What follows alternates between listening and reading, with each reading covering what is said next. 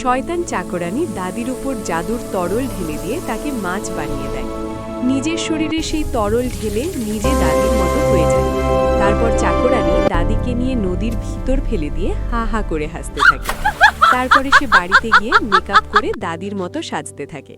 কিছুক্ষণ পর দাদা অনেক টাকা ও গহনা নিয়ে বাড়িতে আসে। চাকরানীকে আসল দাদি ভেবে সকল টাকা গহনা দেয়।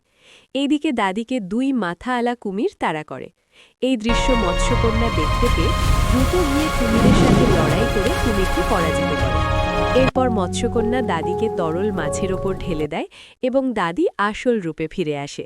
বাকি তরল মৎস্যকন্যার দাদির হাতে দিয়ে দেয়। দাদি দৌড়ে গিয়ে সেই তরল চাকরানীর ওপর ঢেলে দেয়। সঙ্গে সঙ্গে চাকরানী তার আগের রূপে ফিরে আসে।